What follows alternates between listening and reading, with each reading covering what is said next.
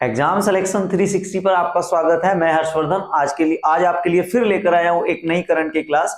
चलो आज बढ़ते हैं कि आज हमने इतिहास में क्या क्या चीजें आज के दिन देखी हैं।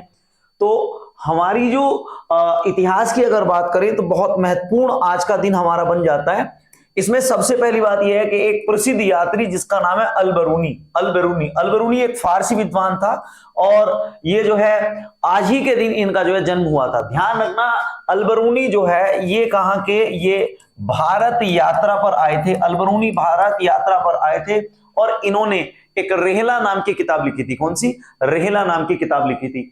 इसके अलावा 1894 में प्योंगयांग की लड़ाई में जापान ने क्या कर दिया था? चीन को हरा दिया था। आज ही के दिन क्या किया था? 1894 में प्योंगयांग की लड़ाई में जापान ने चीन को करारी हार दिखाई थी। इसके बाद अगला क्वेश्चन है कि 1959 में भारत की राष्ट्रीय प्रसारण सेवा दूरदर्शन की शुरुआत हुई थी। आज ही के दिन हमारा जो नेशनल टीवी है जिसका लोगो हाल ही में चेंज किया गया है, उसकी शुरुआत कब की गई थी? उसकी शुरुआत 1959 में की गई थी। अब लास्ट क्वेश्चन पर, ऐतिहासिक क्वेश्चन पर आते हैं आज के। तो 1948 में स्वतंत्र भारत का पहला ध्वजपोत जिसका नाम था आईएनएस दिल्ली बंबई, अब उसका नाम जो है क्या है? बंबई है। पहले उसका नाम क्या था? आईएनएस दिल्ली बंबई, अब उसका नाम क्या है? मुंबई के बंदरगाह पर जो है वो क्या है? पहुंचा था। ध्यान रखना, पहला ध्वजपोत आईएनएस दिल्ली बंबई कहां पर पहुंचा था? दिल्ली बंबई जो है वो बंबई पर पहुंचा था। अब आज के पहले क्वेश्चन पर आते हैं। पहला क्वेश्चन क्या है?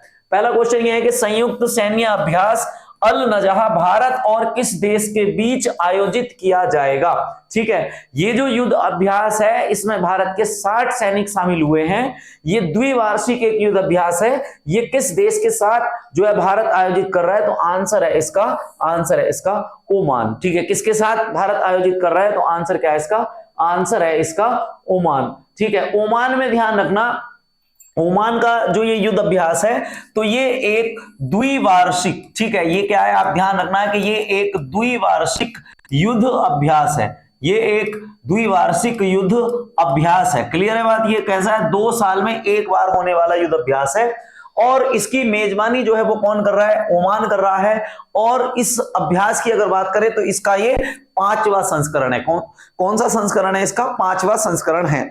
इसके अलावा इसमें कुल सैनिक, ये केवल भारत की बात कर रही है। भारत की तरफ से इसमें 60 सैनिक हिस्सा ले रहे हैं। इसके अलावा ये ध्यान रखना है, मैंने आपको बता दिया कि द्विवार्षिक है। और इसमें 2-3 क्वेश्चन आप इंक्लूड कर सकते हैं कि ओमान के सुल्तान की अगर बात करें उनका नाम क्या है? तो हैथम बिन तारिक अल सईद।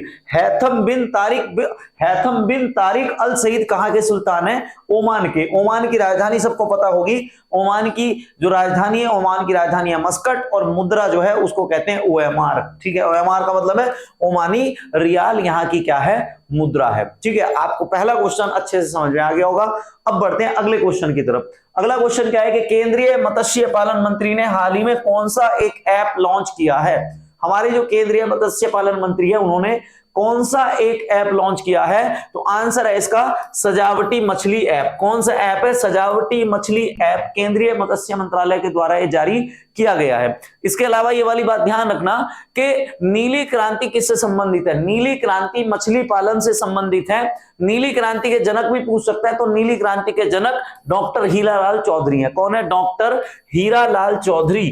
डॉक्टर हीरालाल चौधरी नीली क्रांति के जनक है। कई बार यह पूछा जाता है कि मत्स्य संपदा योजना कब शुरू की गई थी? तो मत्स्य संपदा योजना ये आपके लिए एक महत्वपूर्ण योजना है। ध्यान रखना, मत्स्य संपदा योजना आपकी 2014 में शुरू की गई थी। रंगीन मछली ऐप जो है ये ध्यान रखना भुवनेश्वर में लॉन्च किया गया है। हमारे संविधान में जो 22 भाषा हैं उन 22 भाषा में से केवल 8 भाषा में ये जो है लॉन्च किया गया। भाषा बड़ी इंपॉर्टेंट है, भाषा ध्यान रखना है कितनी? 8 भाषाओं में लॉन्च किया गया है। और इस समय अगर आपसे पूछा जाए कि केंद्रीय मत्स्य और आपके पशुपालन डेयरी मंत्री जो है वो कौन है? तो आंसर आ जाएगा राजीव रंजन सिंह जो है वो क्या है? आपके डेयरी मंत्रालय और पशुपालन मंत्रालय के प्रमुख है। अगले क्वेश्चन पर आते हैं। अगला क्वेश्चन क्या है? किस केंद्रीय मंत्री ने विशेष स्वच्छता अभियान 4.0 से जुड़े एक वेब पोर्टल को लॉन्च किया है? दरअसल स्वच्छता अभियान आपका आज का नहीं है, नरेंद्र मोदी का एक ड्रीम प्रोजेक्ट है और इसमें अब इसका जो है चौथा चरण जो है वो क्या किया गया है, लॉन्च किया गया है। दरअसल अब जो है अगले महीने में, आपको पता ही है कि अगला जो महीना है वो कौन सा है, अक्टूबर का है। और अक्टूबर में आपको ध्यान होगा कि 2 अक्टूबर को क्या किया गया था, एक अभियान जिसका नाम था स्वच्छ भारत अभियान। स्वच्छ भारत अभियान जो है वो क्या किया गया था, शुरू किया गया था। तो अब की बार क्या किया जा रहा है, स्वच्छ भारत अभियान के तहत जो इसका चौथा चरण है, उस चौथे चरण में जो सरकारी कार्यालय है, और सरकारी कार्यालयों में भी कौन से, जो केंद्रीय सरकारी कार्यालय हैं, उनमें जितने भी लंबित मामले पड़े हैं, उन सभी लंबित मामलों को क्या किया जाएगा, जो है उनको हटाया जाएगा। जितने उनके सॉल्यूशन हो सकते हैं उन सॉल्यूशन करने से उन मंत्रालयों को और सरकारी कार्यालयों को क्या किया जाना है, साफ किया जाना है।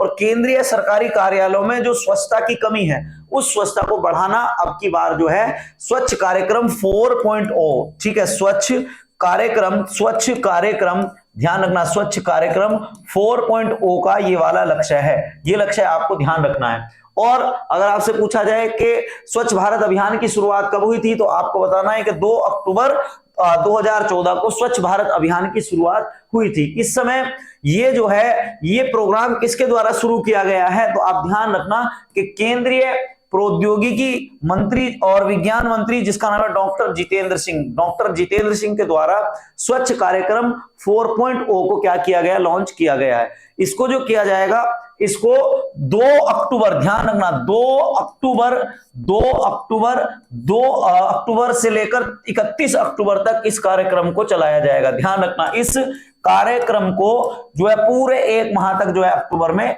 चलाया जाएगा।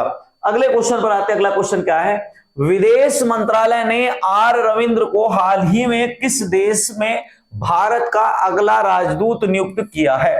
तो विदेश मंत्रालय ने जो आईएएस अधिकारी हैं आर रविंद्र को हाल ही में किसका, आइसलैंड जो देश है, आइसलैंड देश का क्या किया गया है, आइसलैंड देश का अगला राजदूत नियुक्त किया है। आइसलैंड देश का अगला राजदूत नियुक्त किया है। आइसलैंड के बारे में आपको समझा देता हूं।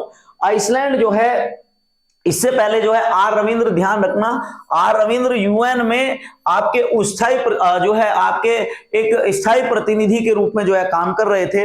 और इसके अलावा आइसलैंड से 2-3 क्वेश्चन बन सकते हैं कि आइसलैंड की राजधानी क्या है। तो आइसलैंड की राजधानी आपकी क्या है, रिकजेविक है। मुद्रा की अगर बात करें तो आइसलैंडिक क्रोन से ध्यान रखना, आपको बस क्या ध्यान रखना है, क्रोन के बाद पहले आपको बस क्या लगाना है, आइसलैंड लगाना है, आइसलैंडिक क्रोन जो है वो क्या है, इसकी मुद्रा है। अगर आपसे पूछा जाता है 2 तरह के देश, कई बार जब आप यूरोप कॉन्टिनेंट पढ़ते हैं तो आपके सामने 2 क्वेश्चन जरूर आते हैं, एक तो नॉर्डिक कंट्री कौन सी है, एक आपकी बाल्टिक कंट्री कौन सी है। जब आप यूरोप के सबसे पश्चिमी हिस्से में जाते हैं तो उस सबसे पश्चिमी हिस्से में आपको जो है 4 देश देखने को मिलते हैं, डेनमार्क, नॉर्वे, स्वीडन, फिनलैंड, और ये 5वां देश आइसलैंड। ये सारे देशों का जो समूह है, इन सारे देशों का समूह क्या कहा जाता है, नॉर्डिक देश कहा जाता है। ध्यान रखना कि पृथ्वी पर सबसे बाद में जो सूरज निकलता है वो कौन से देश में निकलता है, आइसलैंड में पृथ्वी पर सबसे बाद में सूरज निकलता है। सबसे पहले जो सूरज निकलता है वो जापान में निकलता है और सबसे बाद में जो है वो कहां निकलता है, आइसलैंड में। और बाल्टिक देश कौन से हैं, जो बाल्टिक सागर के आसपास जो बसे हुए देश हैं उनको बाल्टिक देश कहा गया है, एस्टोनिया, लातविया और लिथुआनिया। बाल्टिक देश अलग हैं और आपके नॉर्डिक देश अलग है। कई बार आपसे डेनमार्क, नॉर्वे, स्वीडन और एक आपका कोई अलग देश दे देगा जिनमें से आपका एस्टोनिया, और पूछ लेगा निम्न में से कौन सा देश जो है नॉर्डिक नहीं है। तो कंफ्यूज बिल्कुल नहीं होना। नॉर्डिक कौन से हैं, जो यूरोप के सबसे पश्चिमी हिस्से में है, दुनिया के सबसे पश्चिमी हिस्से में है, और ये बाल्टिक जो है यूरोप के बीच में है और बाल्टिक सागर से जो है टच है इनकी सीमा, ये बाल्टिक देश है। अगले क्वेश्चन पर आते हैं। तो अगला क्वेश्चन क्या है कि हाल ही में ग्रीन हाइड्रोजन पर दूसरा अंतरराष्ट्रीय सम्मेलन कहां आयोजित किया गया। दरअसल क्या है कि पूरी जो भारत सरकार है ये पूरी शक्ति के साथ इस समय 2070 का जो जीरो कार्बन एमिशन है उस पर काम कर रही है। तो उसमें अब भारत सरकार क्या चाह रही है कि अब जो है जितनी भी जो हमारी जो बड़ी बसें हैं और जो कार हैं अब वो ग्रीन हाइड्रोजन पर क्या हो जाए, कन्वर्ट हो जाए। तो इसके लिए जो दूसरा आयोजन है, ये दूसरा आयोजन वर्चुअल रूप से नरेंद्र मोदी ने कहां पर आयोजित किया, नई दिल्ली में इसका आयोजन किया गया। कहां पर, नई दिल्ली में अंतरराष्ट्रीय ग्रीन हाइड्रोजन का सम्मेलन किया गया। ध्यान रखना इस सम्मेलन का ये कौन सा संस्करण है, इस सम्मेलन का ये दूसरा संस्करण है। इस सम्मेलन का कौन सा संस्करण है? दूसरा संस्करण है। इसका उद्देश्य पूछ सकता है, उद्देश्य क्या है? तो इसका उद्देश्य है भारत को ग्रीन हाइड्रोजन इकोसिस्टम में, भारत को ग्रीन हाइड्रोजन इकोसिस्टम में वैश्विक नेता के रूप में स्थापित करना। जिस तरीके से जर्मनी और चीन ने अपना लोहा जो है ग्रीन हाइड्रोजन के रूप में मनवाया है, भारत भी अब उसी श्रेणी में शामिल होना चाह रहा है। इस कार्यक्रम का आयोजन जो है वो कौन करता है? ध्यान रखना, नवीन और नवीकरणीय ऊर्जा मंत्रालय और आपका वैज्ञानिक सलाहकार कार्यालय। ये वाले 2 पॉइंट हैं, ये वाले आपको ध्यान रखने हैं। नवीन और नवीकरणीय ऊर्जा मंत्रालय और प्रधान वैज्ञानिक सलाहकार कार्यालय, ये दोनों मिलकर इस कार्यक्रम का आयोजन करते हैं। ये दोनों मिलकर क्या करेंगे? इस कार्यक्रम का आयोजन करेंगे। इसके अलावा ध्यान रखना कि इस समय हमारे नवीकरणीय जो मंत्री हैं उनका नाम क्या है?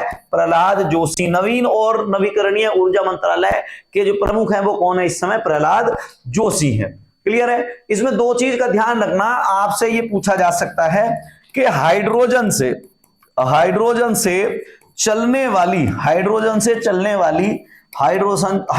चलने वाली पहली ट्रेन किस देश ने शुरू की? तो ध्यान रखना, पहली ट्रेन शुरू की जर्मनी ने। तो पहला देश हाइड्रोजन से ट्रेन चलाने वाला जो है वो कौन बना है? जर्मनी। और अगर आपसे पूछा जाए कि दूसरा देश कौन सा है, तो आप ध्यान रखना कि दूसरा देश जो बना है, दूसरा देश कौन सा है? चीन। अब भारत कोशिश कर रहा है कि हम जो है अपनी ट्रेनों को किससे चलाएं? हाइड्रोजन से चलाएं। अगला एक क्वेश्चन है, अगला क्वेश्चन क्या है कि हाल ही में खबरों में रहा इंटरनेशनल बिग कैट अलायंस को कहा जाता है IBCA। क्या कहा जाता है? IBCA किस वर्ष लॉन्च किया गया था? IBCA अभी जो है 1 साल पहले क्या किया गया था? लॉन्च किया गया था। तो IBCA 2023 में लॉन्च किया गया था। IBCA चर्चा में क्यों है? दरअसल IBCA चर्चा में इसलिए है कि अभी जो एशियाई जो शेर हैं, जो सबसे ज्यादा एशियाई शेर अगर आपको पता होगा कि गिर अभयारण्य में पाए जाते हैं और वो कहां पर है? गुजरात में है। तो वो चर्चा में रहा और यहां पर जो IBCA है, IBCA ने ये कहा है कि अभी जो दुनिया की 7 प्रमुख बिल्लियां हैं, इनके संरक्षण की आवश्यकता है, पर इनको जो संरक्षित किया जाए, इनके प्रमुख आवासों पर ही इनको संरक्षित किया जाए। अगर इनको उनके मुख्य आवास से हटाकर संरक्षित किया जाएगा तो ये क्लाइमेट के साथ जो है सामंजस्य नहीं बैठा पा रहा है, जिससे इनकी जो है समय से पहले ही मृत्यु हो जा रही है। इस वजह से जो है ये चर्चा में आया है। ध्यान रखना कि IBCA के जो सदस्य देश हैं उनकी संख्या कितनी है? 97 है। इसके अलावा IBCA को कब लॉन्च किया गया था? तो 2023 में जो प्रोजेक्ट टाइगर है, प्रोजेक्ट टाइगर के 50 साल पूरे हो रहे थे, उसके मौके पर IBCA को लॉन्च किया गया था। IBCA का मुख्यालय अगर आपसे पूछा जाए कहां पर है, तो IBCA का मुख्यालय भारत में है। अगला इससे क्वेश्चन ये बन सकता है कि इसका उद्देश्य क्या है? तो दुनिया की जो 7 प्रमुख बड़ी बिल्लियों की प्रजाति है, जिसमें आपका क्या है, आपको दिख रहा होगा कि ये शेर है, टाइगर है, चीता है, जैगुआर है, ठीक है, लेपर्ड है, प्यूमा है और ये आपका स्नो लेपर्ड है। इन सभी की क्या करना है? इन सभी की इनके घरों में ही क्या करनी है? सुरक्षा करनी है। ठीक है, ये इसका क्या है? प्रमुख उद्देश्य है। अगले क्वेश्चन पर आते हैं। अगला क्वेश्चन क्या है? अगला क्वेश्चन बड़ा इंपॉर्टेंट है कि हाल ही में खबरों में रही प्रधानमंत्री ग्राम सड़क योजना, जिसको क्या कहा जाता है? PMGSY कहा जाता है। तो ये किस मंत्रालय के द्वारा कार्यान्वित की जाती है? कई बार ऐसी योजनाएं आपसे पूछी जाती हैं और वो पूछा जाता है कि ये कौन से मंत्रालय के द्वारा कार्यान्वित की जाती है, तो आपको ध्यान रखना है इनका। तो ये आपकी जो अगर आपसे पूछी जाएगी तो ये योजना आपकी ग्रामीण विकास मंत्रालय के द्वारा, किसके द्वारा? ग्रामीण विकास मंत्रालय के द्वारा आपकी PMGSY योजना जो है उसके द्वारा क्रियान्वित की जाती है। दरअसल क्या है, ग्रामीण विकास मंत्रालय ने अभी ये कहा है कि जो हमने गांव के स्कूलों तक तो सड़क पहुंचा दी है, पर अभी कुछ दूर दराज के जो गांव हैं वहां तक हम सड़कें नहीं पहुंचा पाए हैं। अब हमारा जो लक्ष्य है वो ये है कि जो दूर दराज के गांव हैं जहां पर कच्ची सड़कें हैं, वहां तक भी हमें पक्की सड़क बनानी है। इसका ये लक्ष्य है। इसके अलावा जो है नरेंद्र मोदी की अध्यक्षता में जो है इसके चरण 4 को, इसके 4th चरण को, इसके 4थे चरण को लॉन्च किया गया है। और इसमें अब जो है ध्यान रखना, क्या ध्यान रखना है कि इसमें जो है छोटे गांव और इसमें दूर दराज के जो क्षेत्र हैं, दूर दराज के क्षेत्रों तक, दूर दराज के क्षेत्रों को क्या किया जाना है, दूर दराज के क्षेत्रों को इसमें शामिल किया जाना है। इसके अलावा आपको यह भी ध्यान रखना है कि इसमें लगभग भारत सरकार ने एक छोटा सा अनुमान बताया है कि इसमें लगभग 70,125 करोड़ रुपए जो है क्या किए जाएंगे, खर्च किए जाएंगे। इसके अलावा आपको ध्यान रखना है कि प्रधानमंत्री सड़क योजना की शुरुआत भारत में कब की गई थी, तो उस समय अटल बिहारी वाजपेयी की सरकार थी और उन्होंने 25 दिसंबर सन 2000 को प्रधानमंत्री ग्रामीण सड़क योजना की शुरुआत की थी। इस समय हमारे जो, अगर आपसे पूछा जाए सड़क परिवहन मंत्री कौन है, तो आप बता सकते हैं कि नितिन गडकरी इस समय हमारे सड़क परिवहन मंत्री हैं। अगले क्वेश्चन पर बढ़ते हैं। अगला क्वेश्चन क्या है हमारा, अंडमान निकोबार द्वीप समूह की राजधानी का नाम क्या था। अब आपको बड़ा अजीब सा लग रहा होगा कि क्या था। हाल ही में गृह मंत्रालय के द्वारा एक नोटिस जारी किया गया है और उसमें यह बात बताई गई है कि अब जो अंडमान निकोबार द्वीप समूह की राजधानी है जिसका नाम क्या था, पोर्ट ब्लेयर, तो ये पोर्ट ब्लेयर का नाम जो है वो क्या कर दिया गया है, नाम जो है वो क्या कर दिया गया, बदल दिया गया है। तो इस समय इसकी राजधानी का नाम क्या था, पोर्ट ब्लेयर। और अब अगर आपसे पूछा जाए कि इसका नया नाम क्या है और इसके बारे में समस्त जो जानकारी है मैं आपको बता देता हूं। दरअसल क्या है कि 17वीं सदी में, ध्यान रखना 17वीं सदी में क्या था कि एक जो है सैनिक आए थे और वो सैनिक थे कहां के, वो सैनिक थे आपके इंग्लैंड के। उन्होंने क्या किया, उन्होंने जो है एक टापू को खोजा और उस टापू का नाम था, उस टापू का नाम कुछ भी नहीं था और उनके नाम से जो है इसका नाम क्या पड़ गया, पोर्ट ब्लेयर पड़ गया। उसके बाद अब जब से इसकी खोज हुई थी और अब तक लगभग 245 साल हो चुके थे। 245 सालों से इसका नाम जो है वो क्या चल रहा था, पोर्ट ब्लेयर ही चल रहा था। अब जो है क्या किया, भारत सरकार ने इसका नाम बदलकर क्या कर दिया, श्री विजयपुरम कर दिया। ध्यान रखना क्या कर दिया, श्री विजयपुरम, श्री विजयपुरम जो है वो क्या कर दिया, श्री विजयपुरम इसका नाम कर दिया। अंडमान निकोबार द्वीप समूह की राजधानी का नाम क्या कर दिया अब, श्री विजयपुरम।